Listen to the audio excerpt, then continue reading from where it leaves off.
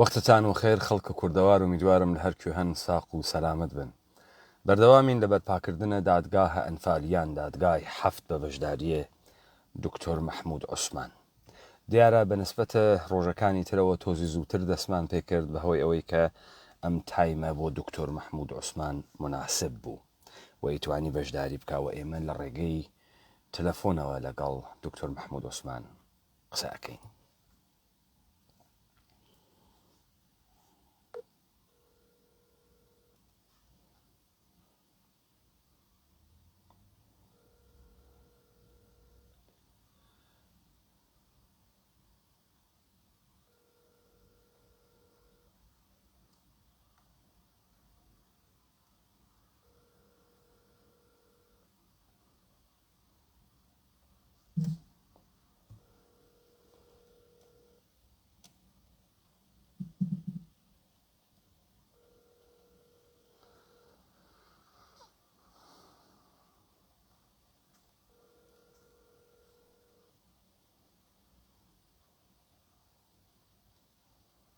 متعسفانە پەیوەندیەکە بەرقەرار نابێ بە احتماڵە فرە لە نزیکە گوشیەکەیانە نییە.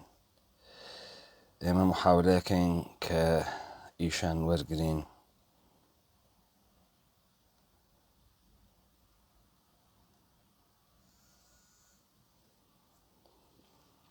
دکتۆر مەحموود عوسمان وەختتان وەخێر. کاک دکتۆر ئەرزم بە حزورتان کە من بەر لەوەی بڕۆمەناوە پرسیارەکانم گەرەکمە ئەوە بێژم کە ئێوە تاریخێکی زیندوی ئومەتە کوردین، یعنی کەسایەتیەکن کە ئێمە خۆشبەختانە ئمڕۆ ئەتوانین مێژوویەک مستەتەر پۆشراو کە دیار نەبووگە بۆ خەڵکە کورد تا ئەم دەقیقە لە زمان ئێوە و لە زار ئێوە بیبیسین. ئێوە لە ساڵەکانە 1963وە لە کانونە تەحولاتە اتفاقاتە سیاسیە خەڵکە کورد و سەرزەمینە کوردەوار بووگن. هەر بۆیە وەزیفەیەکی ئینسانی و کوردی و تاریخیە کە ئێمە بێنەسیب نەبین لە تەجروبیاتە ئێوە و مێژوویە کە ئێوە خۆتان تۆمارتان کردگە. حقیقەتی من وەختێک بە مێژووی ژیانە ئێوە ئەڕۆم مەسائلێکی فرەی واتەیە کە جێگەی پرسیارە، هەم لەسەر ژیانە سیاسیە خۆتان، هەم لەسەر پۆتەنسیێڵێک کە هەتان بوو و بە ئیمڕۆ گەیشت. بەڵام پێشووتر ئێمە لە سەروبەندە فاجعەیە ئەنفالە خەریکین سوچەکان و کنوکەلەبەرەکانی ئەدۆزینەوە ئەنوارن پێیاوە چاوی پێ ئەخشێنین. یەکێک لە گرنگترین مەسائلێک کە مهمە بۆ ئێمە ئەوەسە کە دکتۆر مەحموود عوسمان بەشێک بووگە و سەرپەرستی هەیئەتە موزاکرە بووگە لە دەهەیە هەفتای میلادیە لەگەڵ دەوڵەتە عێراقی و شەخصە سەدام حوسێن. جا من مشخصەن بێمە سەر سوعالە ئەوەڵمان. کاک دکتۆر لە دۆزینەوەی شەیتانە، یعنی وەختێ ئێمەیە کورد ئەنوارین بە مەسائبە سەرزەمینە کوردەوارە بە شوێنە شەیتانێکە ئەگەڕین، هەر ئەو جۆرەی کە جووەکان ئەگەڕیان بە شوێنە شەیتانێکەوە ئایشمەنیان لە 1960 لە ئەرژانتین دزی و بردیان لە ئورشەلیم محاکمەیان کرد. بەڵام لە دەورانە محاکمەکەیانە هانە ئەرێنت دەسی بۆ مەسئلەیەک برد کە کەوتە بەر تەنەفورە سەرانە جوولەکە و ئەویش ئەوە بوو کە هانە ئەرێنت مشخصی کرد هاوکاریە کەمیونیتیەکانە جوو لەگەڵ ڕژیمی نازیە و لەگەڵ ئایشمێنە بۆ گواستنەوەی خەڵکە جوولەکە لە گێتۆکانە بەرەو کانستراکشن کەمپەکانە و ڕۆڵە بەرجەستەی ئەوان لە هاوکاریکردنە تەکە دەسەڵات حزب ناسیۆنال سۆسیالیستە ئاڵمانە لە قڕکردن و لە کوشتنە جوولەکەکان. با بێمە سەر ئەم مەسئلە. دکتۆر مەحموود عوسمان ئێوە لە نزیک و سەدام حوسێنتان دیگە چاوتان پێکەوتگە. هەنا ئەرەنت وەختێ تەماشای ئادۆڵف ئایشمەنی کرد بە پێچەوانە کە پێی وابوو دەعبایەکە بینێت، پێی وابوو خوێنمژێک ئەبینێت، گزارشێک کە لە ئایشمندای وتی ئایشمن فقط قاتڵێکی بوروکراتیکە، بوروکراتە و ئەوەی کە کردگێسی لە چوارچێوەی کلیشەی ئەدەبیاتە حزب نازی و دەسەڵاتە نازی بووگە و ئینسانێکی بالفترە قاتڵ و ئینسانێکی بالفترە چۆن ئێژن ڕەوانپەریش یا نەخۆشە ڕەوانی نەبووگە. خب بين سەروبەندێک کە ئێوە لەگەڵ سەدام حسێنە مذاکرات و مفاوزات ئەکەن و اتفاقا لە ژیانە خۆتانە بە هەر زمانێک کە ئەگەڕێن و دەرمۆردە محمود عوسمان ئەخوێنەوە ئەنووسێت کە تەلاشێکی زۆری کرد کە لە مذاکراتە سەرکەوێت. پێناسەی ئێوە لە سەدام حسێنە دەهەیە هەفتاد چ بوو؟ کێ بوو سەدام حسێن؟ سەدام حسێن خوێن مش بوو، ئینسانێکی عادی بوو، نەخۆشێکی ڕەوانی بوو، کێ بوو دکتۆر محمود عوسمان؟ صدام حسين نخوش نبو طبعا بەڵام پیاوێکی خوێن مش بوو طبیعی لە عینی وەختە گفتوگۆشیە کرد بێگومان بۆی بەرامبەرەکەی قەناعەت پێ بکە کە تەئیدی بکە بە سەدام حسێن ئەوی لای مەبەست بوو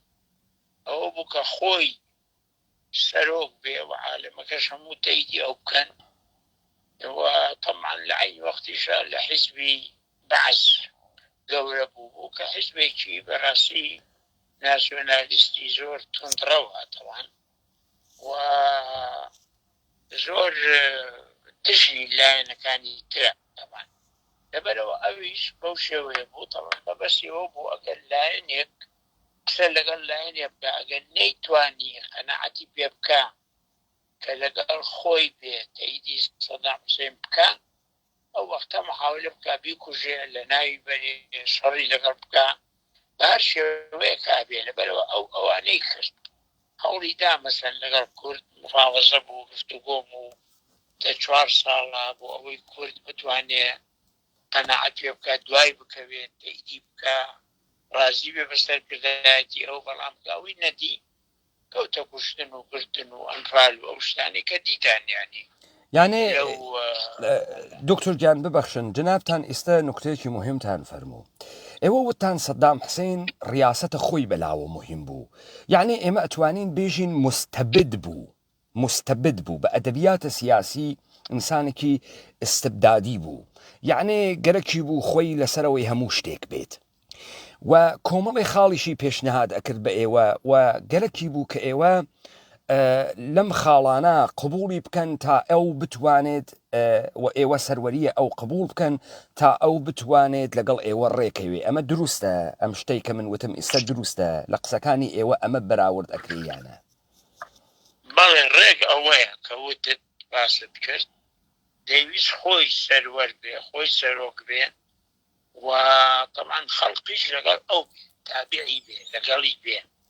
ئەوی کە لەگەڵی نەبێ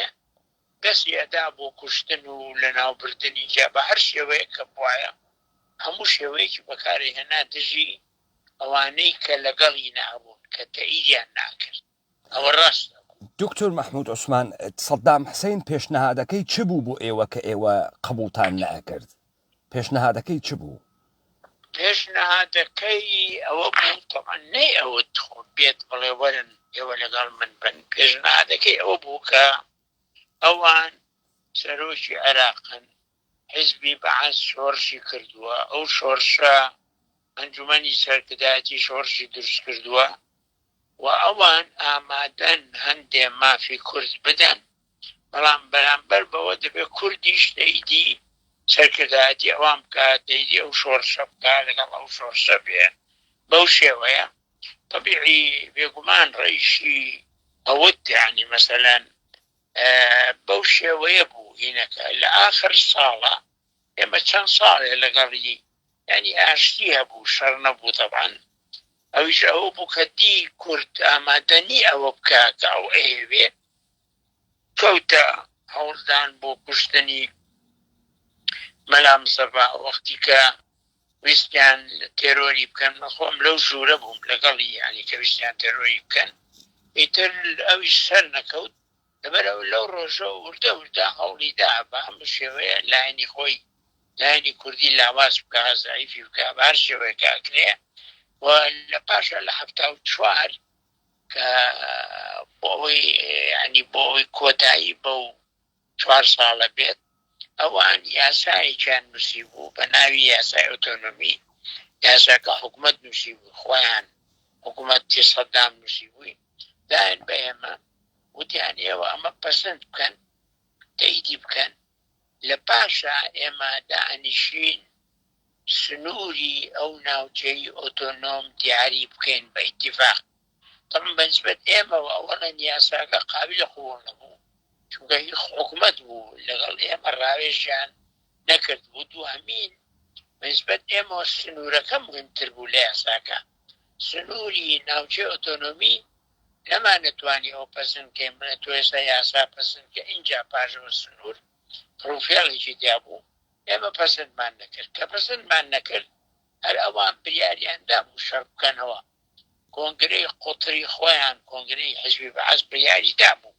لەبەرەوە لە 74 بۆ بە شەڕ و وەکو دیتان تر ساڵێک شەڕی توندیان کرد لەگەڵ کورد بە هەموو نەوعەیە کە نەیانتوانی کورد پشکێنن، چۆن لەگەڵ شای ئێران ئیتیفاقیان کرد، هەموو جۆرە تەنازولاتی بۆ شاکرد لە شەط العەرەب، لە سنووری بەڕێنی ئەرز و ئەم شتانە، و بەرامبەر بەوە شاش دەستی لە کورد بەردا و سنووری لە کووردا خستووی تر ئەوە بوو شۆرشەکە لەو کاتا کۆتاییدا. دکتۆر مەحموود عوسمان، بەم مێژوەی کە ئێوە بەحستان کرد من گەرەک مەجارێ لەسەر هەندێک خاڵ و ئەدەبیاتە سیاسی ڕێکەوین. جەنابەت بالئەخەرە دەورانێک تەمەنێک لە تەمرینە سیاست و حزورە لە بازنەکانە سیاست تا بووتانە. بەم پێناسە ڕژیمە سەدام حوسێن هەرواکە لە میدیاکانە جیهانیشە بە ڕژیمێکی شۆڤۆنیست و عنسوری بەحس ناکرێ، بەڵکو بە دیکتاتۆرێکی کلاسیک بەحس ئەکرێت. دیکتاتۆرە کلاسیکیش ئەوەسە تۆ لەگەڵە حیزبەکەی من و نظامەکەی منە هەی بەخێر بێ، نیەی دوژمنی نظامەکەی من بی دوژمنی و نابودە دەکەم. ئەمە تعریفی دیکتاتۆری کلاسیکە، واتە دیکتاتۆری کلاسیک ڕقێکی بنەڕەتی لە هیچ کەسێک نییە، بەڵکو ئەوەی مەدە نەزەریسی نظامەکەیەتی، یعنی سوڵتەکەیەتی. خب ئێمە تا ئەم دقیقە لە زمانە دکتۆر مەحموود عوسمان تقریبەن لەو تعریفەی کە کردی ئەمە تێگەیشتین. ئەمە نوکتەی ئەوەڵ بوو. ئەمە ئێمە حتمەن ئێشە بڕۆینە سەرە کەسایەتی. دکتۆر مەحموود عوسمان، جەنابەت وەختی فەرمایش ئەەکەی کورد منزورتان پارتی دموکراتی کوردستانی عێراقە، منزورتان لایەنێکی تریش هەسیانە، یعنی وەختی ئێمەژین کورد یعنی بەعام ئومەتە کوردی ئەگرێتۆ کەواتە پارتە دموکراتە کوردستانە عێراق حیزبێکی سیاسی ئەنستیتۆیەکە لە ئەنستیتۆکانە دەوڵەتە عێراقی. هەموو کورد ناگرێتەوە، هەموو ڕای گشتی کورد ناگرێتەوە، بەڵام ئێستا بە عنوانە تەرەفە مقابلە دەوڵەتە عێراق خەریکەتە کە دەوڵەتە عێراقا قسەکە. جەنابەت فەرمایشت کرد ئەوان هاتن قوانینێکیان بۆ ئێمە نووسا، سنوورەکەیشیان دیاری نەکرد بوو، ئێمە قوانینەکەمان قبول نەکرد، ئەو قوانینە خودمختاری بوو. با من کۆتا سوالێک لە ئێوە بکەم دکتۆر مەحموود عوسمان، ئەو سنوورە هەمان سنوور بوو کە ئێستا هەرێمی کوردستان هەسییانە؟ ئەو ئۆتۆنۆمیە ئەو خودمختاریە هەمان فێدراڵین یەک ئیستا هەست بە جوغرافیایشۆ؟ بەڵێ سنوورەکەی هەمان سنوورە ئێستا هەیە، بەڵام ناوی فێدراڵ نییە، ئۆتۆنۆم بووە وەختە. دەخۆ ئۆتۆنۆم خێلێک گەورەترە کە لە فێدراڵ کاکە. ئێستا ئەمە عێراقێکی فێدراڵیە بەبێ دەستوور، فەرقی هەیە طبعاً، بەڵام هەمان سنوورە. ڕاست ئەفەرمووی، بەڵام دکتۆر مەحموود عوسمان تەجروبەی تاریخی بە ئێمە نیشان ئەدا جمهوریهای خودمختار، یعنی دارای ئۆتۆنۆمی قدرەتیان زیاترە بۆ مستەقل بوون تا ئیاڵەتێکی فێدراڵ. ئەمە تەجروبەی تاریخی جێتی وەکو جمهوریهای خودمختارە ناوە دڵە اتحاد جەماهیرە سۆڤیەتە شەوروی، تاتەکە یاڵەتەکانە ئەڵبانە فێدراڵ و یاڵەتەکانە یاڵەتە متحدەیە ئەمریکا. باشە دکتۆر مەحموود عوسمان، ئەوەی کە بۆ من مهمە ئەوەسە کە ئەی شەخصە مەڵا مستەفای بارزانی چۆن ئینسانێک بوو. ئێوە پێناسەیەکتان کرد لە سەدام حوسێن، وتان سەدام حوسێن دەسەڵات و سەروەریە خۆی گەرەک بوو، و ئەگەر ئێمە لەگەڵ دەسەڵات و سەروەریەکەی سەدام حوسێنە ڕێبکەوتایەنە. با من مثالێک بێرم دکتۆر مەحموود عوسمان لەبەرەوەی لە یەکتری حاڵی بووین. بزان دکتۆر مەحموود عوسمان، بۆ خۆتان ئەزانن پارتی دموکراتی کوردستانی عێراق وەختی ئەم ناوە بەخۆیەوە ئەکێشێت، یعنی جز مؤسسات دەوڵەتە عێراقیە و لە بربەرەکانیە دەسەڵاتە سیاسیە عێراقا هاوکاری ئەکا. چه اتفاقێک کەوتبوو لە ساڵە 1970 کە ئێوە حاضر بەو خودمختاریە نەبوون، ئەمما لە ساڵە 2003 بە داگیرکاری یاڵەتە متحدەیە ئەمریکا سەر لە نوێ موسساتە دەوڵەتە عێراقی دوای بەعس پاککردنەوە و پاکردنەوەی بەعس لە دەسەڵات لەلایەن پۆل بدەیمرەوە ئەم ئەنستیتۆهای دەوڵەتە عێراقیە سەر لە نوێ دەوڵەتە عێراقیان دامەزراند و سەر لە نوێ قانونێکیان بۆ نووسیوە و لە ناوە ئەو قانونە مەشروعیەتیان بە خۆیاندا کە حکوومەتێکی فدرال بگرن. ئەو وەختیشە حکوومەتە ئۆتۆنۆمی بوون لە ژێری یاسای دەوڵەتە عێراق بوون. دکتۆر محمود عوسمان جەنابەت ئەفەرمووی ئەوان یاسایان بۆ ئێمە نووسادە، ئەوان دەوڵەت بوون، دەوڵەتە مەشروع عێراق بوون و ئەگەر لەگەڵ یانە ڕێبکەوتانە هەمان اتفاق کەوت کە لە ساڵە 2023 کەوت، مەگەر لە ساڵە 2023 قانون و دەستورە گشتیە عێراق بە ئەکسەریەتە شیعە بە بەشداریە مردمە عەرەب بە ئێوە دیکتە نەکردیا و ئێوە مەجبور نەبوون بێنە خوارەوە تا ئاخریشی بوو بەوەی کە 140 دانیا و هیچ وەختیش 140 نەجێ بەجێ ئەوێت نە ئەڕواتە بەرەوە. نەزەرت چییە دکتۆر گیان؟ زانی چییە سوالەکانت زۆر درێژە و قەتع بێ تێنەگەیشتن وازحی بیڵێم دەبرێ لەبەرەوە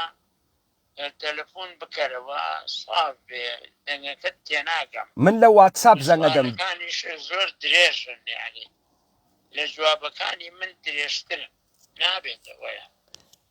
ئۆکێ دکتۆر محمود عوسمان سوعالی من ئەمە بوو، جەنابەت ئەفەرموویت کە لە ساڵەکانی هەفتاوە دەوڵەتە عێراق چوون خۆی یاساکەی نووسابوو ئێوە پەسەندتان نەکرد. ئەگەڕێمەوە بۆ 2003 تەبیعەتەن لە 2003 ئەکسەریەتە عەرەب بە شیعە و سونی ئێوەی وادار کرد پاشەکشە بکەنەوە لە خواستە زلەکان و هەر بوو بەو سنوورەی کە 1970 بوو. چه فەرقێکی بوو؟ آخر ئەزانی ئەوەی کە لە 2003 کرا ئەوەڵان ئەو ڕژێمەی کە ئێمەی کوشت بوو، ئێمەی لەناو بردبوو، ئەنفالی کردبوو، چیمیایی کردبوو نەما ڕۆی ئەمانەوەش مەبەستێکی گەورەی ئێمە بوو. یەکەم دووەمین ئەو دەستورەی کە نووسرا ئێمە لەگەڵی بووین بە موافقەتی ئێمە نووسراوە، ئێمە بەشێ بووین لەوانەی کە لە دەستورەکە بەشدار بووین و نووسیمان لەگەڵ لایەن عەرەبیەکان. فەرقی زۆرە، ئەو بە دەستورە فەرز نەکرا لەسەر ئێمە موافق بووین بە ئیتیفاق کردمان، بەڵام ناوچەکەمان ناوچەی ڕەسمی هەر هەمان ناوچەمایەوە و بریار بوو لە پاشا بەپێی مادەی 140 ئەو ناوچەیەکانی کە لەوێ نەبوون لە ناوی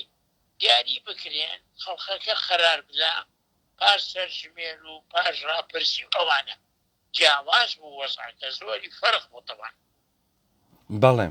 دکتۆر محمود عوسمان پێتان وایە پرۆسەسە ئەنفال پرۆسەسە شیمیای بارانکردنە هەڵەبجە و شیمیا بارانکردنەکانە تر ئەمانە دەوڵەتە عێراقی کردی یا ئینسانێکی نەخۆش کردی؟ پێتان وایە هەدەف کوشتنە کورد بوو یا هەدەف تەبدیلکردنە کورد، چۆکدادانە کورد و تەبدیلبوونی بە مەواتنە عێراقی بوو؟ کامیان بوو دکتۆر محمود عوسمان؟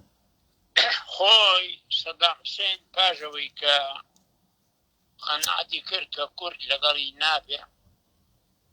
ناتوانێ کورد وادار بکە کە پاشگۆی ئەو من فکری ئەوە بوو کە وا کورد بگوازێتەوە، وەکو رووسیا وەختی خۆی ستالین لە سۆڤیەت چۆن چێچانی گواستەوە، هەموو میلەتی چێچانی گواستەوە بۆ سیبریا و بۆ شۆنیکە، سەدام حوسێن بەتەمام بوو کورد هەمووی بگوازێتەوە لە ناوچەی خۆی بیبا بۆ جنوب و بۆ شۆنی تری عێراق. بەڵام شەڕی ئێران و عێراق لێی تێکدا لە ساڵی 80 لەبەرەوە هەندێکی گواستەوە، هەندێک کامپی زۆرە ملیۆنی دروست کرد و لە پاشا طەبیعی پاشەوەی کە ئەوەی کرد تەماشای کرد تەمان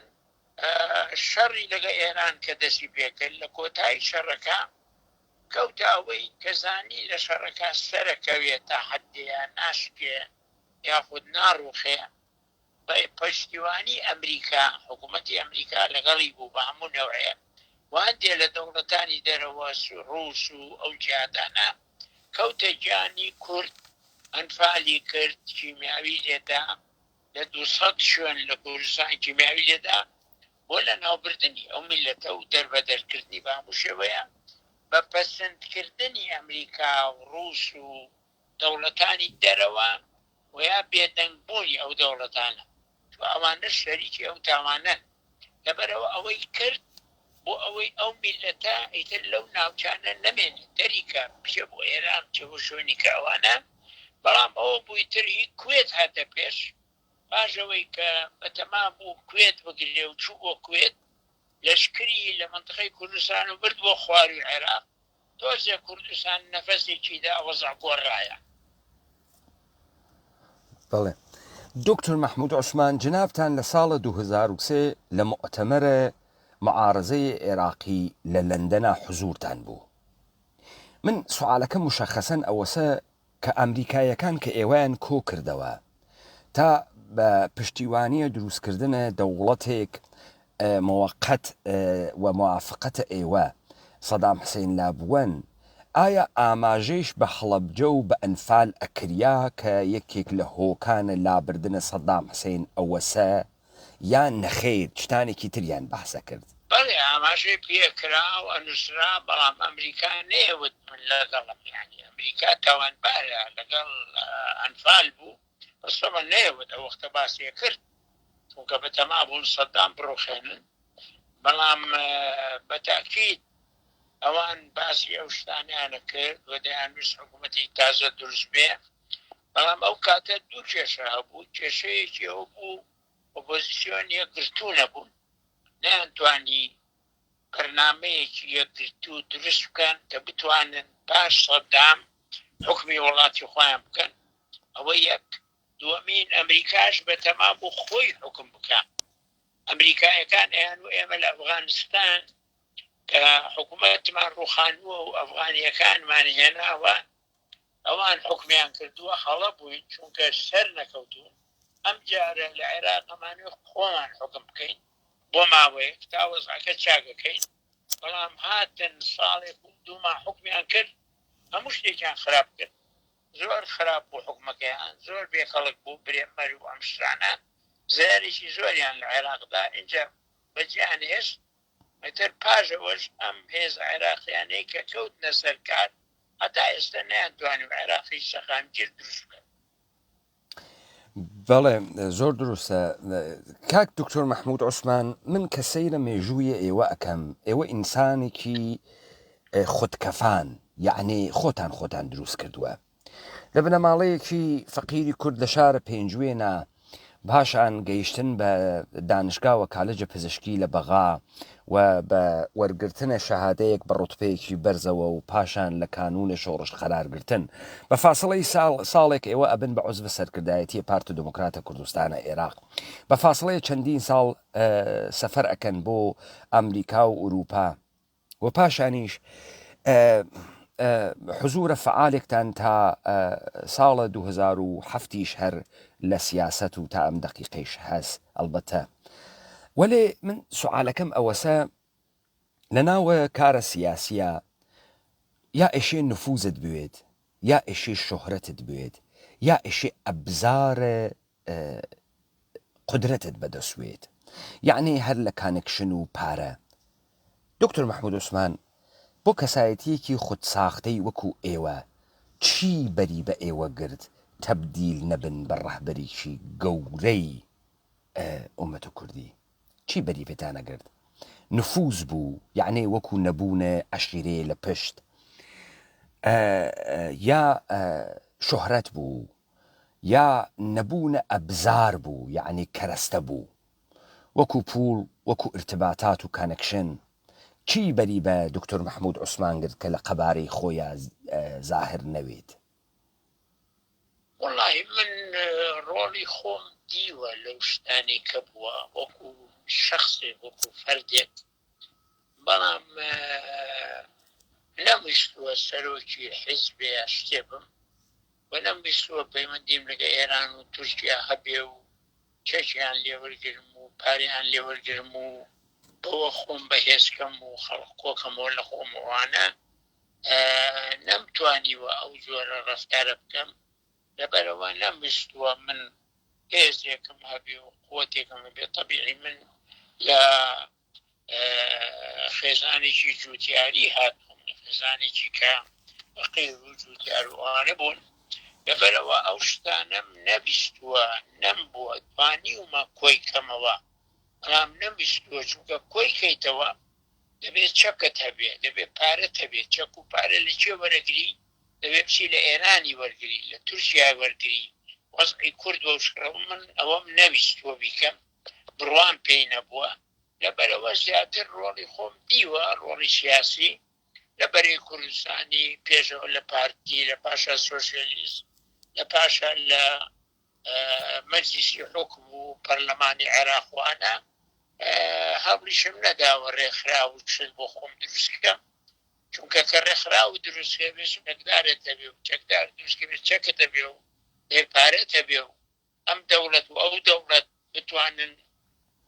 لەگەڵیان ڕێ بکەوی ئەوەیان من نەمتوانی و بیکەم چونکە دەوروبەرمان لە کوردستان هەموو دەوڵەتەکان دۆستی ئێمە نین ناتوانیت تۆ لەگەڵیان ئاوا بچیتە پێشەوەکو لایەنی کەکە کردویانە لەبەرەوە زیاتر ڕۆڵی خۆم بگرتووە وەکو شخصێک بەڵام نەمیستووە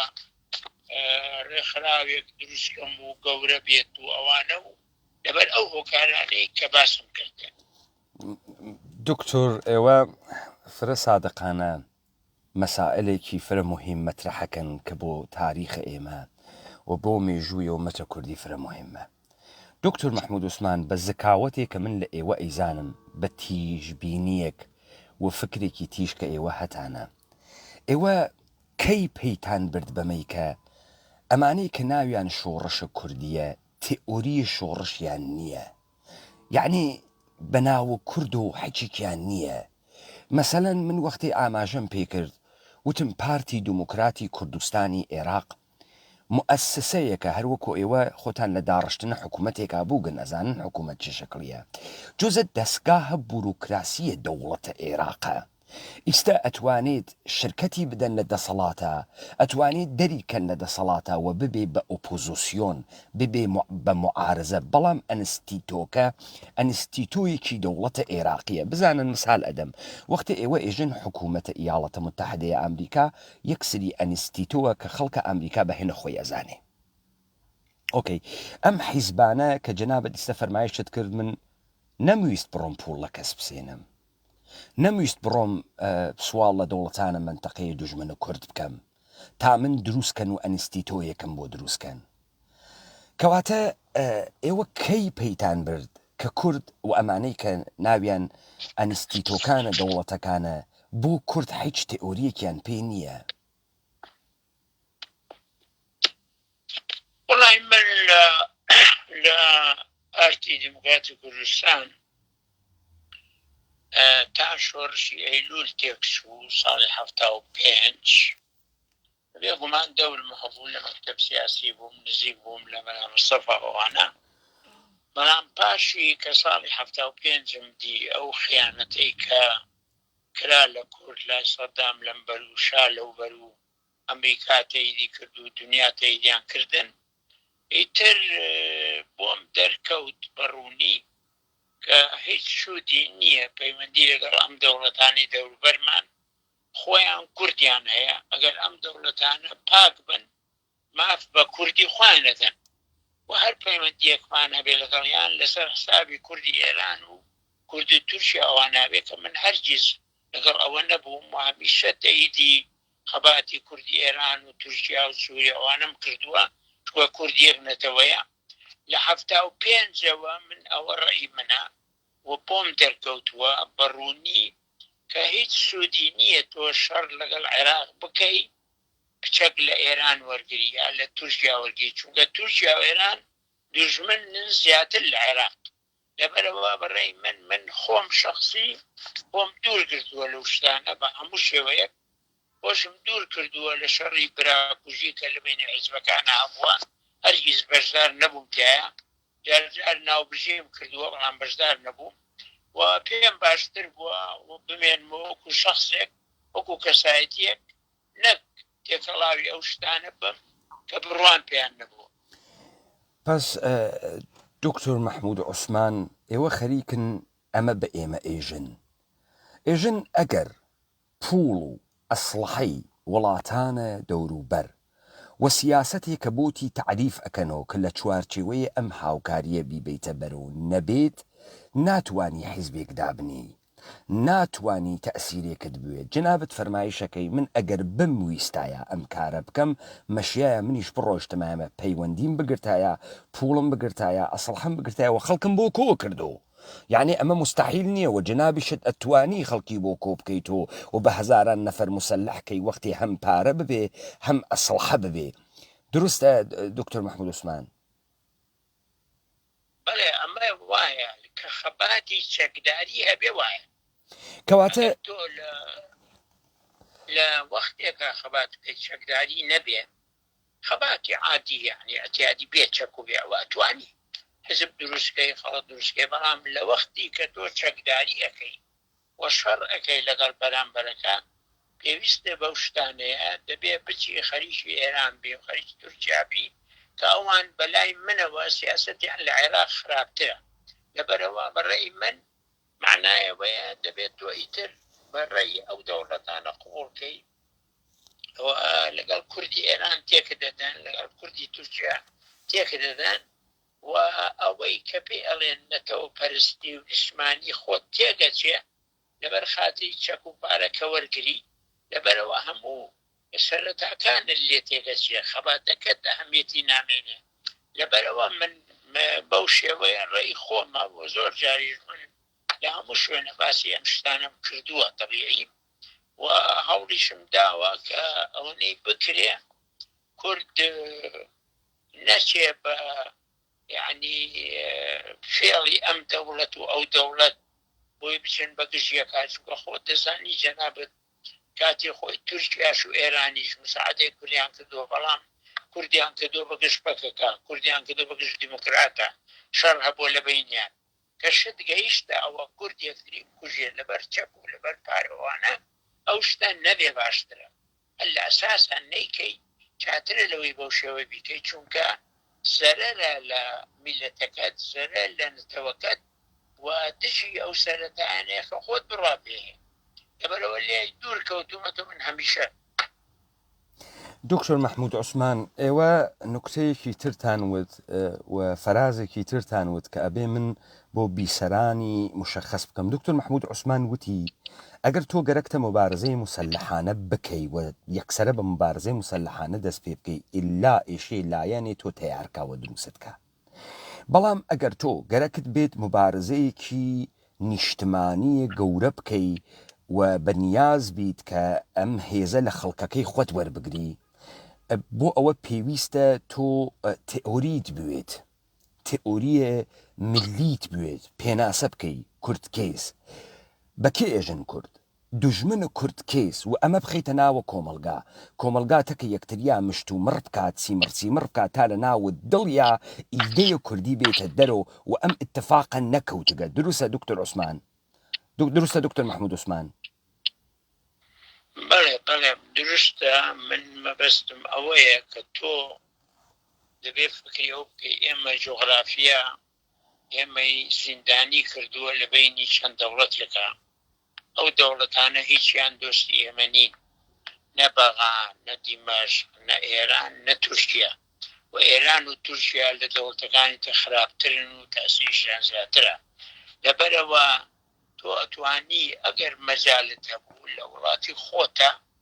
خەبات بکەی چینە هەندێ ماڤ وەرگری و چینە هەندێک ئازیێتە بدەن هەندێک وەزعەت تێکچەیە خراپەیە باش بێ ئەوە ئەکرێ و ئەتوانی بیکەی بەڵام ئەگەر بێت و بوو بە چەکداری و شەڕکردن بتەوێنەتەوێ پێویستێ بە پارە ئەبێ پێویستە بە پەیوەندیە بێ پێویستە بە چەکە بێ ئەکەویتە داوی ئێران ئەکەویتە داوی تورکیا ئەوانە خراپترن لە عێراق لەبەرەوە من ڕێی من ئەو کاتە زەرەر زیاترەکەی لە قازانج لە ڕووی میلەتەکە و لە ڕووی نەتەوەکەوە و ئەوە شتێکی زۆر خراپە و عەکسی خەباتی نەتەوەیە چکەمە یەک نەتەوەین دابش کراوین دەبێت بەیەکەوە خەبات بکەین بەیەکەوە هاوکاری بکەین بەیەکەوە نەچین بە گژیەکە لە وەک یەک نەتەوە خەبات بکەین ئەگەر تۆ کەوتی دەپەیوەندی لەگە تورکیا و ئێران و سووریەوانە نامێنێ ئەوە دەتکەن بە گژیەکە لەبەرەوە ڕووی داوە ئەوە لەبەرەوە بەڕێی من بێ زۆر زۆر وریابی خەباتی چەکداری هەمیشە لە کوردستانە کێشەی زۆر لێ دروست بووەوەیەکێ لە کێشەکانەوە بووە محتاجی تورکیا و ئێران بووی کە دوژمنی تۆن و نەتیجەکەت باش نەبووە نەگەیشتی بە ئەنجامی خۆت. دکتۆر مەحموود عوسمان جنابەت پێت وایە کە حزورە ئەم حیزبە چەکدارانە بوون بە لەمپەر لەبەر ئەوەی کە ئیدەیەکی کوردی و هێزێکی کۆمەڵایەتیە کوردی بێتە دەرەوە نەتەوەیی بێتە دەرەوە چون ئەوان ساحەکەیان پڕۆ کردو و مەجالیان نەدا کۆمەلگا هیچ فکرێ بکاتەوە. والله تا حد گەوەڕاتە چونکە خەباتە چەکداریەکە وای کردووە کە تۆ حتا بەعزێ جار کوردی پارچەیە دژی کوردی پارچەکەی تر بێیان کێشە بووە شەڕ دروست بوو ئەوانە لەبەرەوە ئەوە تا حدێک ڕاستە بوونی خەباتی چەکداری ئەبێتە هۆی ئەوەی کە هەندێک سەرەتایی تێکۆشان و نەتەوەپەرستی و خەباتی خۆت و احتیمال لەسەر خۆت و خەباتی سیڤیل و ئەوانە زەرەرەکە ناتوانی بەردەوامی لەسەریان چونکە چەکداریەکە دەبێتە باڵا دەست لەو حاڵەتانە وەمانتی ئێمە لەبەرەوەی ئێمە هیچ منفەزێکی سربەستمان بۆ دەرەوە نییە و چوار دەورمان دەوڵەتن و دەوڵەتەکان دۆستی ئێمە نین نەمانتوانی وەکو پێویستە ئێمە خەباتی خۆمان بەردەوام بکەین. تۆ دی جەنابەت وەختی خۆی کە کوردی عێراق ڕفراندەمی کرد لە ساڵی 2017 سێ ساڵ لەمە و پێش هەموو دنیا بوو بە دژی ئێمە و ئێران و عێراق و تورکیا هاوکاریان کرد پەلەمایان داین لەبەرەوەی کێشەی کورد وەکو کێشەی نەتەوەیەک لەسەر ئاژندەی نێونەتەوەیی نییە حسابێکی گەورەمان بۆ ناکەن حسابەکەن کوردی عێراق بەشێکە لە عێراق کوردی ئێران بەشێکە لە ئێران کوردی تورکیا بەشێکە لە تورکیا کوردی سووریا بەشێکە لە سووریا حسابی پێکهاتەمان بووەکەن حسابی نەتەوەمان ناکەن کە مافی چارە نووسمانێ لەبەرەوە ئەوەش کێشەیەکی هاوەر گەورەیە و هەمیشە کۆسپە لە بەردەمی خەباتی نەتەوەیی ئێمە. بەڵێ مەمنون دکتۆر مەحموود عوسمان من لە سەرەتای قسەکانم و بەحسێکم کرد و قیاسێکم کرد لە جوولەکەکان و لە نەزەرە هەنە ئەرێنت بەرامبەر بە جوولەکەکان باس و عالەکە مشەخەس بکەم. دکتۆر مەحموود عوسمان لە پرۆسەسە کاولکاریە سەرزەمینە کوردەوارە ئەحزاب چەندی ڕۆڵ و نەقشیان هەست لە هاوکاریکردنەتە کە دەوڵەتە عێراقیە بۆ گۆڕینە قەباریە سەرزەمینە کوردەوار و ژیان کورد و ڕاگواستنیان و لە دەستدانە خاکیان و لە دەستدانە قیەمە خۆیان چەندێ ڕۆڵیان هەست هاوکاریەکەیان چەندێکە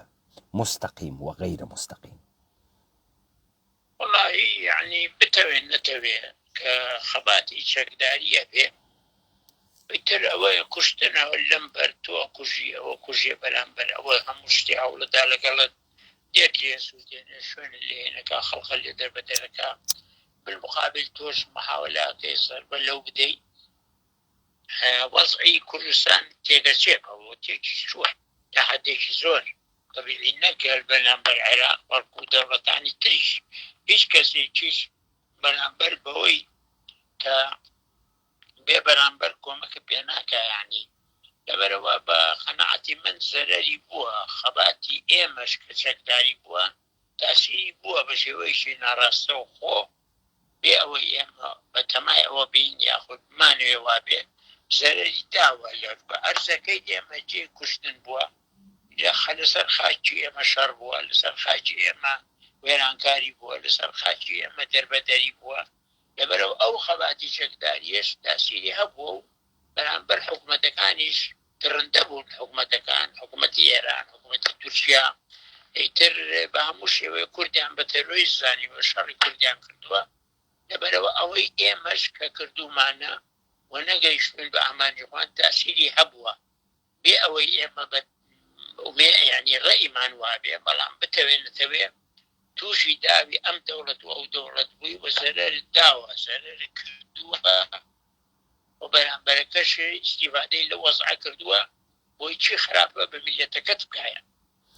دکتۆر مەحموود عوسمان ئێوە پزیشکە مەخسووسە مەڵام مستەفای بارزانی بوون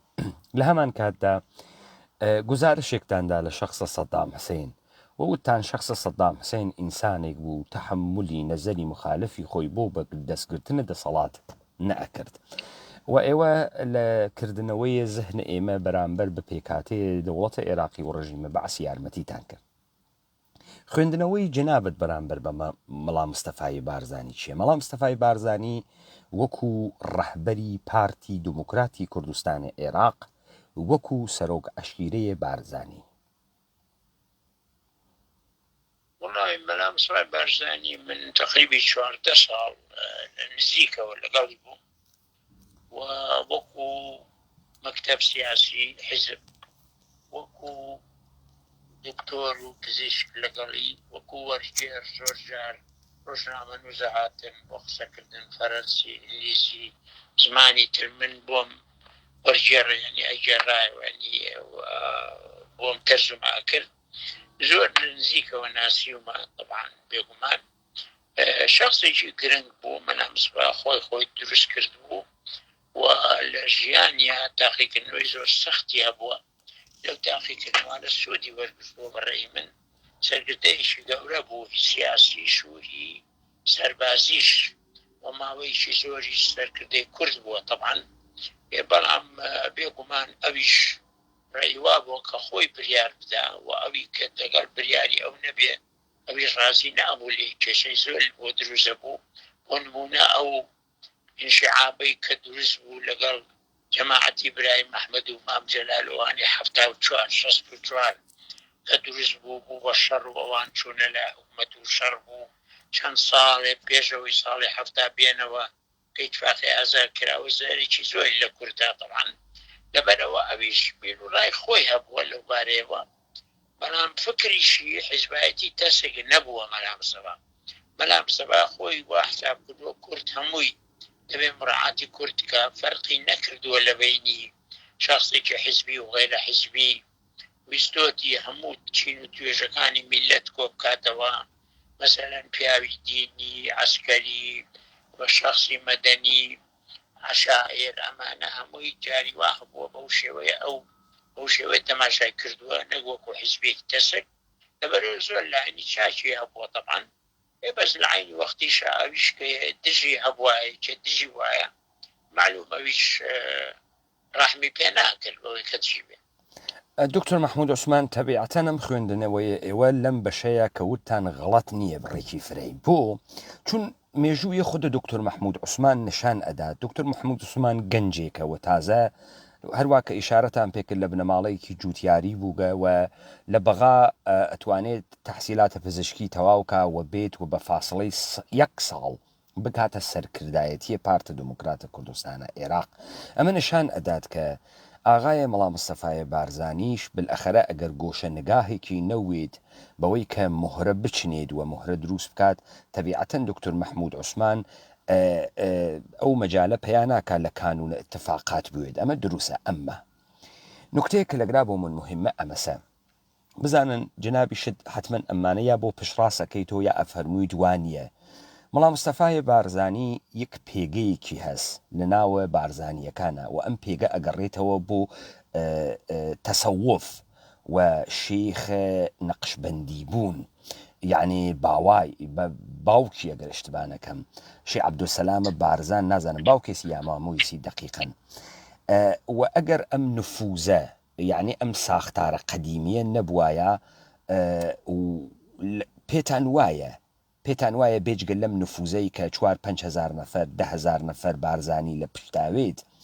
شتێکی تر ئەبوو بەهۆی ئەوەی کە خۆی بتوانێت لە خۆی وە شۆڕش دروستکە منزورم مەزانی چییە منزورم ئەمەسە ئەگەر چەک و ئەسڵحەیە ئێران نەبوایە مەلام مستەفا بارزانی شۆڕشیشی ئەکرد. وڵای مەلام مستەفا بارزانی هێزێکی گرنگی قووەتی خۆی ئەو عەشیرەتە بوو عەشیرەتی بارزان خەڵقێکی زۆری لەگەڵ بۆ سەدان چەکدار هەمیشە لەگەڵی بووم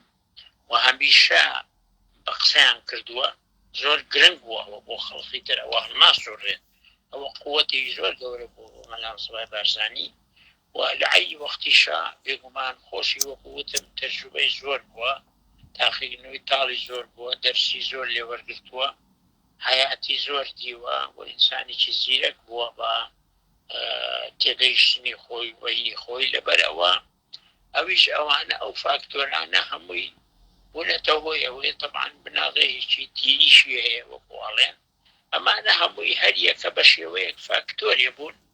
لە دروستکردنی ئەو پیاوە و لە خەباتی ئەو پیاوە. یعنی بە نەزەرت جەنابەت کاک دکتۆر محمود عوسمان ئەم تیکە بۆ تاریخ فرە مهمە ئێمە دیمان و لە سەرەتایش لە جناب سوالم کرد وتم دکتۆر محمود عوسمان ئینسانێکی زیرەک بووگە ئینسانێکی تەوانا بووگە خۆی پێکاوردگەوە خۆی دروست کردگە سوالم کرد دکتۆر محمود عوسمان بۆ جەنابەت نەبوویت بەو ڕۆڵەی کەمەشیایە ببوایتە یعنی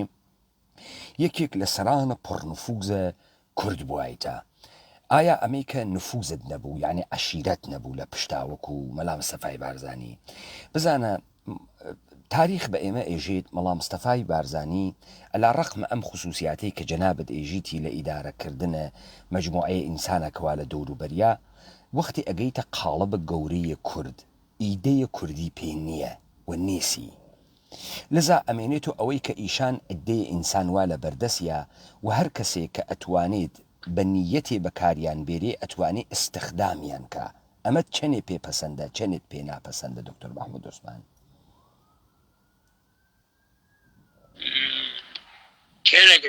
یعنی مەسەڵەن حساب کە جەنابەت 20,000 نەفەر عەشیرەت بوایە و کەسێ بەهاتە ئەبووتە دکتۆر محمود عوسمان ئەوە 10 ملیۆن دۆلار ئەوەنە ئەسڵحە بێزەحمەت شۆڕشێ دروست کە بەرامبەر بە حکوومەتی مەرکەزی ئەگەر ئەوە نەبوایە خۆ ئیدەیەکی ئینقلابی بیرۆکەیەکی ئینقلابی نیشتمان پەروەریەکی کوردی هەروە لە خۆتۆ ئەو جەنابتی پاڵ پێوە نەئەنیا و کارە بکەی وابوو یاوان نەبوو من هەر زۆر بڕوان بە خەباتی چەکداری نەبووە بە ئەزانم خەباتی چەکداری ئەنجامی نییە چونکە دەوروبەرمان دوژمنن جغرافیە ئێمەی والێ کردووە کە زۆر وەزعمان خراپ بێ زیندانی بین ئەمە لەلایە دەوڵەتانی دەرەوەش لەگەڵمان نین لەبەرەوە هەمیشە خەباتی چەکداری کورد ببینە جەنابەت زۆرت دیوە زۆری بیستووە سەرکەوتوو نەبوون نەگەیشتووەتە ئەنجام طبعاً لە عێراقا ئێستا حەدێ گەیشتووەتە بەعزێ لە ئەنجامەکان دەستوریە هێشتێکەیە ئەویشتا ئێستا جێبەجێ نەبووە لەبەرەوە من هەر لە بناغا خۆم قەت چەکم نەبوو قەت چەکم بەکار نێنا و بڕواشم بە وە نەبووە کەشتی چەکداری هەبێ و من سەرکردایەتی بگەموانە هەوڵم بۆ نەداوە بڕوان پێی نەبوویان یعنی دکتۆر محمود عوسمان با ئێمە وا تەسەوورکەین جەنابەت مثالە دەمها مثال جەنابەت بتوانایە ئیدەیەکی کوردی بێری و ئەم ئیدەیە کوردیە جەنابتە بۆ خۆت مثال بدەم کە لە یەکتری تێبگەین مەسیحیەت ئیدەیەکی زۆر سادە پێغەمبەرێک هاتووە کوڕە خواز ئێدامیان کرد بۆ ئازادیە بەشەر هات ئەمە دنیا ئەتەنێتەوە ئەگەر ئیدەیەکی کوردی بوایە و ئەم ئیدەی کوردیە هەموو کورد بیزانایە و حەزی پێ بکردایە و لە کناریا حاضر بوایە لە هەموو شتێکی هەموو کورد هەموو ئاحادە کورد نە بەشێکی نە 1% ئەکسەریەتە غاڵەبە کورد ئەم ڕەوایەتەی حەز پێ بکردایەوە بکەوتایەتە پشتی و لە بەرامبەرە هەر دوژمنێکە ئامادە بوایە بە هەر ئەبزارێکە هەسی بوێسێ مەقاومەت بکە و شەڕ بکە جەنابەت خۆ ئەمە ڕەفز ناکەیتەوە بە عینوانم مەسئلەکەی جەنابەت ئەمەسە گروپێک ئیدێوان نفوزیان هەست بەکاریان بێرن کە شەڕێک دروستکاوە تەحمیلی کا بە مردم ئەویانە ئەوەڵیەکە شەڕ نیشتمانی بوو دووەمیەکە شەڕ بە نیەتە بەکارهاتن بوو کارتە سیاسی بوو جەنابەت لەگەڵ کارتە سیاسیان نیەی بەڵام لەگەڵ شەڕ نیشتمانیا هەی بەڵێ بێگومان شەڕی نیشتمانی ئەگەر کورد بتوانن یەکگرتوو بن وەک نەتەوەیە هەموو بڕوایان بە نەتەوەکە هەبێ و چوارچێوەیە بۆ خۆیان دروستکردن چوارچێوەی نەتەوەیی و ئەو چوارچێوە نەتەوەییە بتوانن لە دەرەوە نوێنەرایەتیان یەکگرتوو بێ زۆر گرنگە و هەموو کەسێ بە ئیشی تیا بکە و زۆریش بڕوان پێ بێ طبعاً لۆبی بکەن و هەوڵ بدەنوانە بەڵام لەبەر بوونی حیزبەکان و حیزبەکان دژی یەکەن و ناکۆچی زۆرە لە بینیان تا ئێستا ئەوە دروست نەبووە زۆر هەوڵ درا بەڵام هیچی سەر نەکەوتووە لەبەرەوە نەمانتوان وەکوونەتەوەیەک خەباتی خۆمان بکەین و خەڵقی دەرەوەش کە پەیوەندی لەگەڵ کردوین حسابی حیزبی بۆ کردوین ئەم حیزبە بەجیا ئەو حیزبە بەجیا ئەو حیزبە بەجیا حسابەکەت چوو بۆتەوە لەبەرەوە نەتوانیوە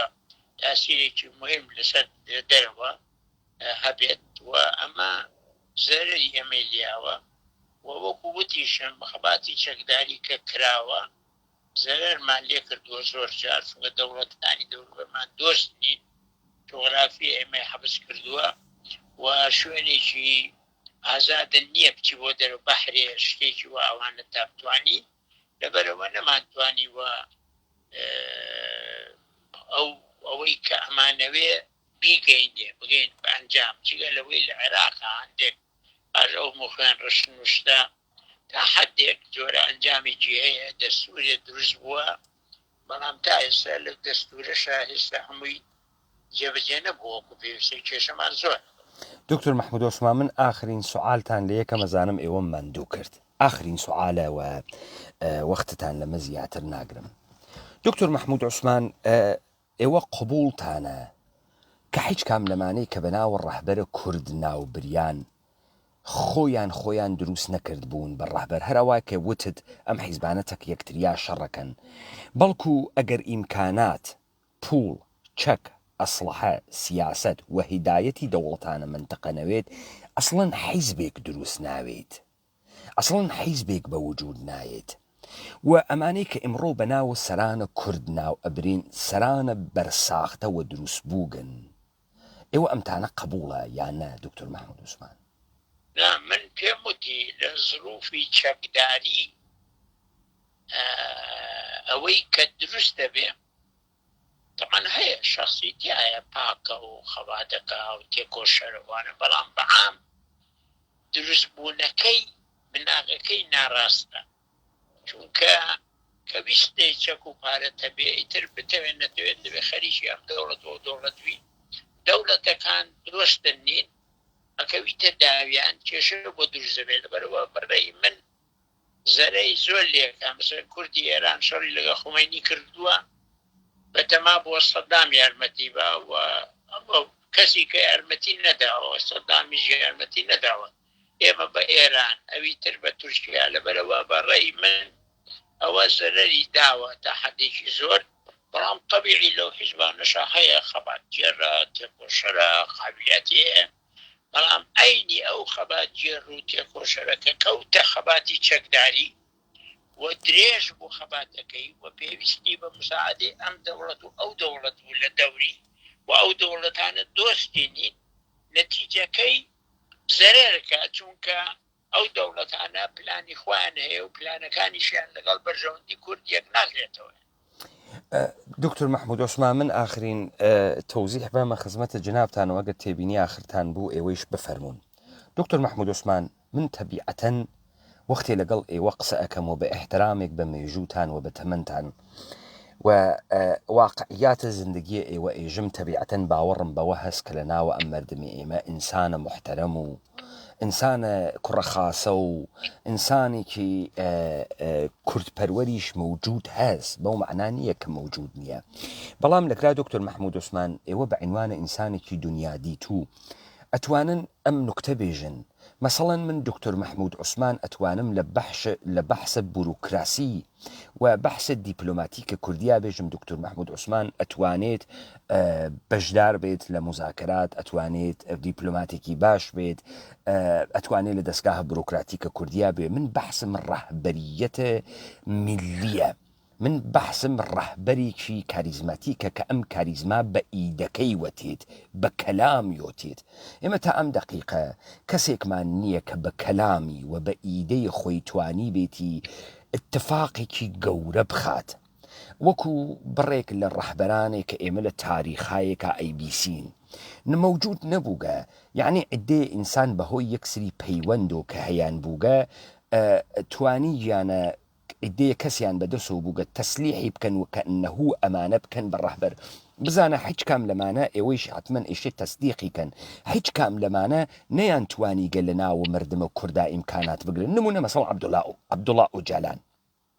ئەگەر دەوڵەتە بەحسە سووریە نەبێت ئیمکاناتی پێنەدا دەوڵەتە ئێران تەیاری نەکا عەبدوڵڵا ئۆجالان بە سوخەنڕانی وەکو ئەدۆڵف هیتلێر خۆ جامعە ناگرێت نەیگرتگە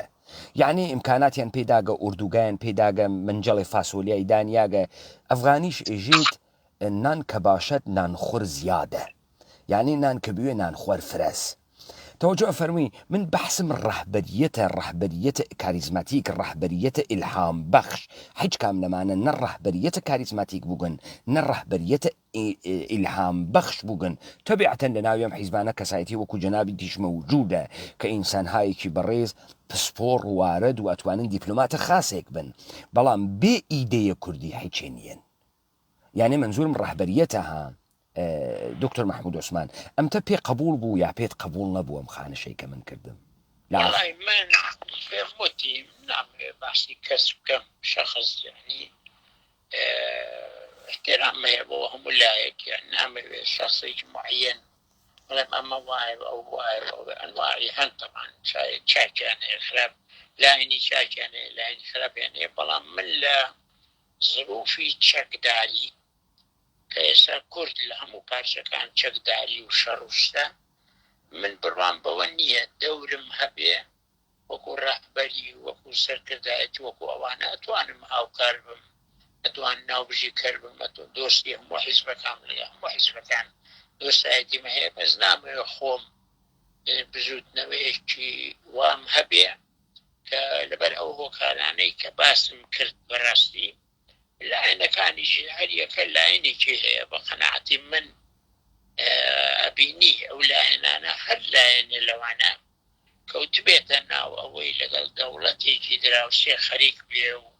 چەشی لێوەرگری و پارەی لێوەرگێ و نەتیجە سوودی وەرنەگرتووە چوە ئەو دەوڵەتانە دژمنی ئێمەن ئەو دەوڵەتانە داگیرکەرن ئەو دەوڵەتانە دۆستی کورد نین بەڕاستی مەمنونم دکتۆر محمود عوسمان زەحمەتت کێشا ئێوە مێژوویەکی زیندون و زەخیرەیەکی فرە ئەرزشمەندن ئێشێ ئەم مێژوە لە ئێوە وەربگیرێت و ئێوەیش حاتم بەخشانە خەریکن ئەی بەخشن بە ئومەتە کوردی ئومیدوارم لەش ساق بن و ئومیدوارم ئێمە ئەو دەرفەتەمان ببێت دووبارە مزاحمتان بووین و گفتوگۆتان لەسەر بکەین لەسەر نکاتێکی تر ئەمە کولیەتێک بوو هەم ئێمە لەم کولیەتە کەڵکوەرەگرین هەم لێو دووە بە جوزئیاتەوە ئەڕۆینە سەر بڕێ مەسائل ئەگەر مەجال هەبێت و ئێوەیش حەزی پێ بکەن و ئێمەیش تەمەنمان ئیجازە باکە لە خزمەتە ئێوە بین مەمنون و سپاسگوزارم بۆ بەشداریتان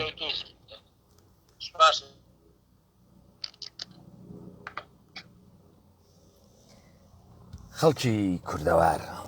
ئەوەی لە زار دکتۆر محمود عوسمان کەسایەتیە کە مێژوویەکی پێویستتان سداقەتی تیا بوو بەشێکی فرەی سادقانە بوو ئەگەر دکتۆر محمود عوسمان ئەتوانێت دیپلۆماتێکی باش بێت بەڵام چون لە دڵی شۆڕشێکی کوردی و نەهات کەسە دەرەوە حەزمکردنی بڕێک ئەدەبیات بووی سەختە مەسەڵەن دکتۆر محمود عوسمان ناتوانێت تاوانە ئەم گشتە کاولکاریە سەرزەمینە کوردەوارە بدات و بەحسی بکات ئەژی خەباتە چەکداری خراپ بوو ئەوە نەیلی تێئەگات و بەم مەسیرە هاتگە پزیشکێک دانیشتجوویەکی جوان کە ئەکەوێتە ناو مەسیرێک لە حیزبایەتی و لەم بگرە و بەریمەدا هیچ وەک قەراری نییە خۆشی ئەزانێ شتێ خراپە بۆیە ئەم لاولا فرەکە و هەنووزیش کە هەنووزە لەسەر بڕێ بڕیار واگە ئێمە کاولکاریشمان هاورد ئێمە نابودیشمان کرد ئێمە غەڵەتمان کرد ئێمە بەرعەلەیه ملەتەکەی خۆشمان بووین ئەما دکتۆر محمود عوسمان ئەگەر ناتوانێت تەواوت داستان بخوێنێتەوە بەشێکی ئەوەسە کە بۆی نەخوێن ریاگەسۆ لێی بێ ئاگاهە تا بتوانێت دروست مەسائلەکان هەڵسەنگێنێ و دروست بنوارێ بە قەبارەیە دکتۆر محمود عوسمان ئاماژەی پێکرد على رغم ئەوەی کە وتی من ناو نائێرم وەلێ ئیزعامی کرد کە لە ناو ئەم کوردە ڕەحبەر بە وجود نهاتکە، ڕەحبەر ملی بە وجود نهاتکە، لە ناو ئەم کوردە شۆڕشێ دروست نەبووگە کە شۆڕشە ئیدەیە کوردی بێت، کە شۆڕشە کوردیەت بێت، بەڵکو هەر کەسێک بەهۆی تەوارسێک و بەهۆی میراسێک کە پێیگەیگە توانڕیاگە لە نیاتە دەوڵەتانە منتەقە بۆ بتەوکردنە ساختارە دەوڵەتیان کەڵکی لێ وەربگیرێت. فرەیەک لە مەردەمە ئێمە نازانێت حزب دموکراتە کوردستانە ئێران، حزب کۆمۆنیستە ئێران، پارتە دموکراتە کوردستانە تورکیە، حزب دموکراتە کوردستانە عێراق، یەکێتیە نیشتمانیە کوردستانە عێراق، بزوتنەوەی ئیسلامیە کوردستانە عێراق، حزب سۆشیالیستە کوردستانە عێراق، مؤسساتە دەوڵەتە عێراقین.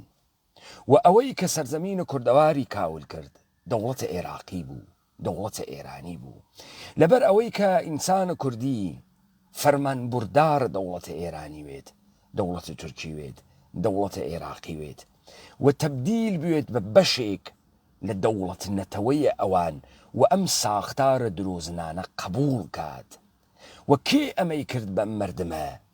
ئەم ئینستیتۆهای دەوڵەتانە منتەقە کە ناویان ئەحزابێکە منتەسەبە بە کوردن. من دوێشەو لە خوێندنەوەیە نووسینەکانە والتر بەنیامین و گوستاف لۆبۆنە من وتم گوستاف لۆبۆنە ژێت بۆ ئەوەی دینە تازە دروستکەی، ئێشێ مەحراو دروستکەی، ئێشێ قەشە دروستکەی و ئێشێ شەهید بگری، بۆ ئەوەی مؤسساتێ لە سەرزەمینە کوردەوارە بۆ مردمە کورد حاڵەتە ئیلاهیاتی بگرن، ئێشێ مەحراوی بۆ دروستکەن، قەشەی بۆ دروستکەن و شەهیدی بۆ دروستکەن. دکتۆر محمود عوسمانیش ئشارەی پێ کرد ئەگەر حزور ئەم حیزبانە نەوایە ئیمکانی بوو لە سەرزەمینە کوردەوارە ئیدەی کوردی لەدایک بێت، ڕەوایەتە کوردی لەدایک بێت، شۆڕشی نیشتمانی کوردی دروست بێت و اتفاقا ئەمە هەمان نەزەرە دەوڵەتانە منتەقە بوو لە بەقەومکردنە کورد و بۆ ئەمە مؤسساتێکیان دروست کرد، حاڵەتە مؤسساتە ئیلاهیان لێ بێت، حاڵەتە خوایان لێ بێت، مزگەوتەکانیان لێ بێت، حاڵەتە کلیسایان لێ بێت، بۆیە شەهیدیان بۆ دروستکردن، خەڵکیان بردە ناویان و خەڵکیان بۆ کوشت تا ئەمانە حاڵەتە ڕەوحانی و ئیلاهی بگرن بۆ مردم. و سەمەرەکەی بوو بەچی؟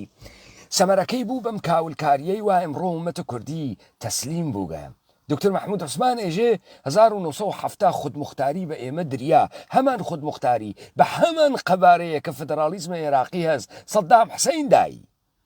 خودمختاری فرە گەورەترە لە فدرالی، فرە گەورەترە، فرە مهمترە، قۆناغێکە نزیکترە بە ئەستقلال. ئێژێ وڵات چون سەدام حوسەین تەحمیلی کردبوو پێمان حەزمان پێ نەکرد، ئەی دەستوری عێراقی کێ تەحمیلی کرد پێتان؟ جەبرە منتەقە، یاڵەتە متحدەی ئەمریکا، ئەکسەریەتە شیعە، دەوڵەتە ئێرانی. ئەو وەختە فقط ئرادەی سەدام حوسەین بوو، حزب بەعەس بوو. ئەی ئەم دەفە ئرادەیە چی بوو؟ قەبارەتان بچووک بوو و حازر بوون بە قبولکردنە هەمان مەدارە 36 دەرەجە، هەمان چتوا سەدام حوسەین بەخشی بووی. لذا ئەم بازیەی وا ئەمساڵێ صادقێک وەکو ئینسانێکی صادق، من احترامم هەست بۆ تاریخە دکتۆر محمود عوسمان، احترامێکی شایەنم هەست، ئەوەی کە ئەو ناتوانێ بیخوێنێتەوە.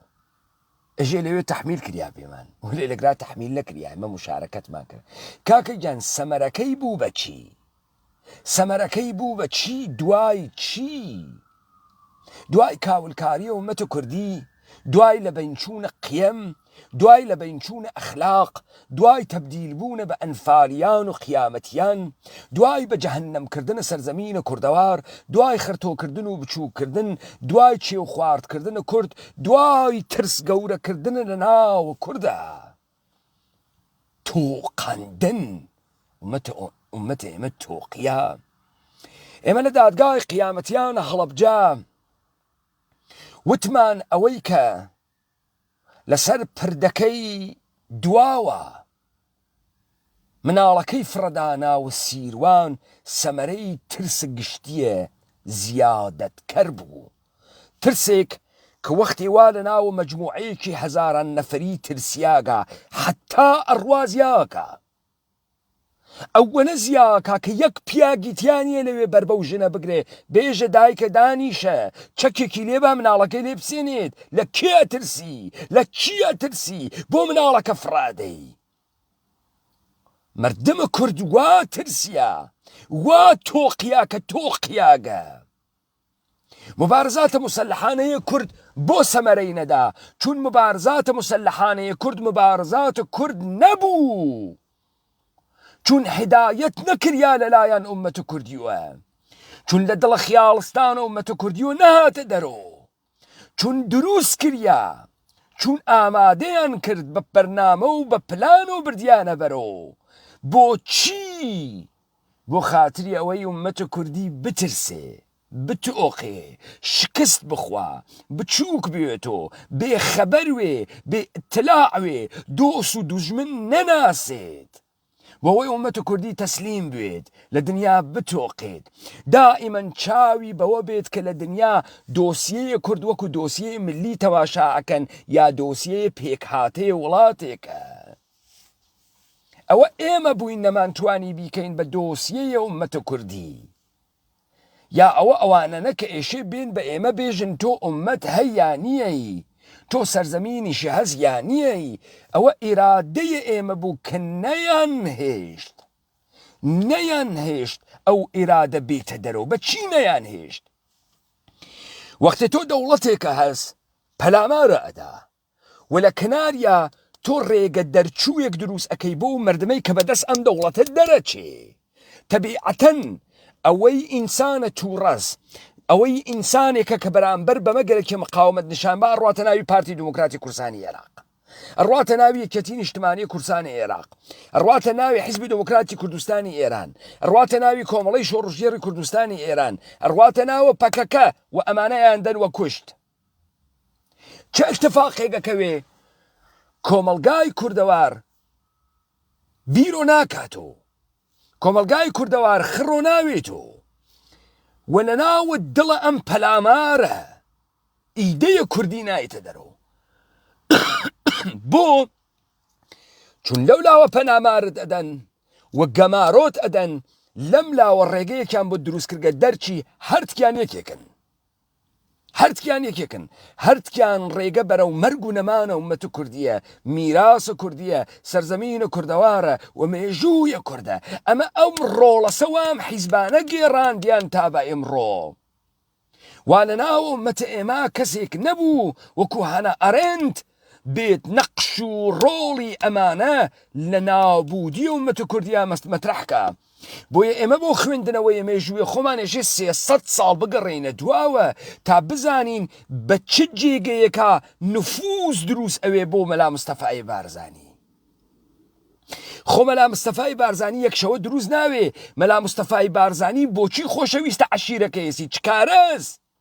ئللا ئەوەی کە ئەمانە سوارە ساختارە مەزهەبیەک بووگەن ئەم ساختارە مەزهەبیە دەستگاهە تەریقەتیە تەریقەتە نەقشبەندیەس بۆیە قدرت بەمانە ئەدا تۆ ئیستەیشی بڕۆی بزانی نەقشبەندیە کێ دروستی کرد کە ئەو سەلامە بارزان دروست ئەکات کە دوای ئەوە ئەگەیە بە مەڵا مستەفای بارزانی و ئەمە ئەبێ بە ئادرسە کورد و تێن ئێژن تۆ چون 20,000 عەشیرە دواوە دەسۆ دابێ ئەمە پوڵ ئەمە ئەسڵحە نیەتە ئەم کارا کارکە تەبیعەتەن خۆ ئەمە مێژوویەکی 50 ساڵە و 100 ساڵە نییە تۆ بە لەختەیەکا لێ بکۆڵی تۆ تا بزانی ئەنفال دەرەنجامە چییە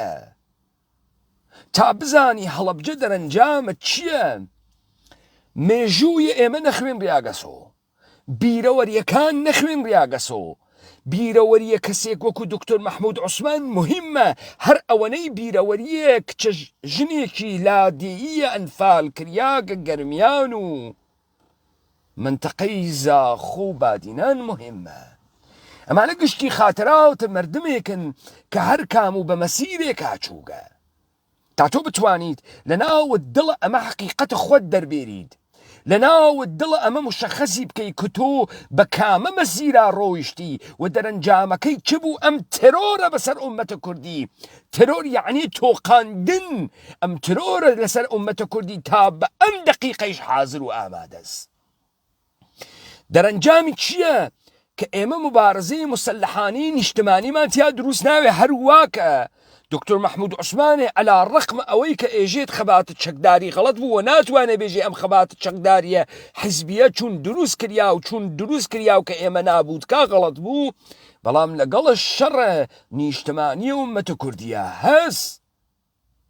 سوال ئەمەسە بۆ شەڕە نیشتمانی دروست نەبوو؟ چون ئیدەیە نیشتمانی نەبوو. سوال بۆ نەبوو؟ کاکە ئەگەر ئەمانە شۆڕشە واقعیە کوردی وایەنا کەرەستەکەیان بەدەست ئەهاورد، چۆن ئەقلیان بوو بڕۆن سواڵە تفەنگ بکەن، چۆن ئەقلیان بوو پوریان پێبن، لەگرا ئەزانن ئیدەکەیان نییە. بۆ ئەوەی گڕ بسێنی، بۆ ئەوەی گەورە بووی، بۆ ئەوەی تەبدیلە بەهێز بووی، بەجێوەی سواڵە ئیسرائیل کەی، سواڵە ئێران کەی، ئێشی ئیدەت بوێ، ڕەوایەتت بوێ تا هەموو ئیمکانیات لە جامعەیە خۆت وە لە مەردم خۆت بگری. دەی بۆ نایکەن؟ چون قرار نییە بیکەن، چون ئەمانە دروست کریاگن کەم اتفاقە و ئەم ڕووداوە ڕوونەدات. ئەمە ئەو بەشەسە کە ئێوەیشێ بتوانن بیخوێننەوە. ئەمە ئەوەسە کە ئێشێ بزانن چ جنایەتێ بەر عەلەیه ئەم ئومەتە کریاگە، بەر عەلەیه تاریخی، بەر عەلەیه تەمەدونی. ئەمە جنایەتە بەر عەلەیه میراسە بەشەریەتە و تەمەدون کوردیەتی لەناو برد. خۆ ئەمە جنایەتێکی سادە نییە فقط لەشێکی کوشتوێت، ئەخە تەمەدونێکی کوشتگە، ئەخە هاوکاری کردگە لە بنبڕکردن کوردیەتە. هەزاران ساڵ میراسە متەمەدنانەی ئینسانهایە کە لەم گۆی زەمینە بناغەیە تەمەدونیان دانیاگە و نابودیان کرد. و تاوان ئەوەنە گەورەس ناتوانی باسی کەی، یعنی ئەوەنە گەورەس خەڵک تاقەتی نامێنێ لە بەرامبەریە. بۆیە ئەڕوا تاوانێکی چکۆلەتر بگرێتە دەسەوە. تاوانە گەورەکە ئەوەنە گەورەس نازانێت چۆن فکری لەبارە بکاتەوە، پێ حەل ناکری. بڕوا ئەڕوا لەسەر کوشتن لاشەیەکە ئەوێسێت، ئەڕوا لەسەر کوشتن ڕۆژنامەوانێکە ئەوێسێت، ئەڕوا لەسەر ئیعدامە 4 نەفەرە ئەوێسێت. چون ئەم گەورەی ئەم تاوانیە پێ هەزم ناکرێت، ناڕواتە ناوی مێشکی. چۆن ئەم تاوانە گەورە کریاگە و ئێمە لێی بێخەبەرین؟ چۆن تەحمل ئەم تاوانە گەورەمانە کرد؟ ئەمانە و مەسائلانن کە تا ئاخێزە کوردەوارە سەر بە خۆت دەسی بۆ ناوات دەرناکەوێت. ئێوە بفەهمن تەکە کیا تەرەفن. کاکە ئەمانە هاتکن شەیتانیان دروست کردگە لە سەدام حسین. لە کاتێکا سەدام حسین دانەیەکە وەکو تەمامی ئەمانە قودرەتی گەرەکە بۆ خۆی، دیکتاتۆر مستەبدێکی کلاسیکە. قسەی من قبوڵەکەی من بە سەروەرە زانی هەرچیەکە گەرەکە ئەدەمێ، ئەوەی کە من ئەدەمێ بەستە. دێمەگەر ئیستا چیتانەز؟ بۆ ئەو وەختە پێتان باش نەبوو، ئێستا پێتان باشە چی ئەفرۆشنۆ؟ ئێوە سەرکەوتن، ئێوە ئومەتی کوردیتان کردە مەواتنە عێراقی، بە ئیفتخار و مەواتنە عێراقیە. ئێوە سەرکەوتن، دەستورێکی عێراقیتان دروست کردگە کە بووگە بە حەقیقەتە ئەم مردمە. دەستان دەرنەکە، موفق بوون ئاخری کورد بکەن بە عێراقی و کردتان، کورد بکەن بە ئێرانی کردتان، بیکەن بە تورکیەی کردتان. تۆ بڕۆ کاولکاریە پەکەکە لە کوردەواری داگیرکریاک لەلایەن سووریە و تورکیە تەماشاکە. مشارەکەی سیاسی لە ناوە دەوڵەتە تورکی کردنە، بە ڕەسمیەت ناسینە ئاڵای، بە ڕەسمیەت ناسینە مێژووی، بە ڕەسمیەت ناسینە مؤسساتی. ئەی چیتر بکات پەکەکە تۆ بفەهمی کە خەریکە تۆ نابوو دەکا. لە ساڵە 92 تا 92 تۆ 12,000 لادێ نابوو دەکا لەگەڵ دەوڵەتە تورکیا. مالکیت ئینسانە کوردی بەسەر سەرزەمینە کوردەوار و لێ ئەسێنێت و فڕێ ئەداتە شارەکان و مترۆپۆڵەتەنەکانە دەوڵەتە تورکیە بۆ نفوزە زیاترە قانون و یاسا و مەئسساتە تورکی بەسەریانەوە و بۆ شوبەتاڵکردنە سەرزەمینە کوردەوار لە حاکمانە واقعیە خۆیە. ئەمە ئەو تاریخەسە کە ئێمە بە لێکۆڵینەوە لێی پێی ئەگەین و حاڵیمان ئەوێ لێی ئەلا ڕقمە ئەو خانشانەی کە گەلەکیان هەبیکەن. بەرسوورەت بەردەوامەوین لە دادگاهە ئەنفالیان کە زەوایای جۆرا و جۆری هەست. دادگاهە هەفت ئەنفالیان بە ئێوە سابتی کرد سەدام حسەین شەیتان نەبوو، بەڵکو شەیتان مەجموعەیە دەوڵەتە عێراقیە بە تەمامە مؤسساتی و من جملە پارتە دموکراتە کوردستانە عێراق، من جملە حەسەک، من جملە بزوتنەوەی ئیسلامی، من جملە یەکێتیە نیشتەمانی. سەدام حسەین شەیتان نەبوو، دانێک بوو وەکو تەمامەمانە. دایەوە خۆش.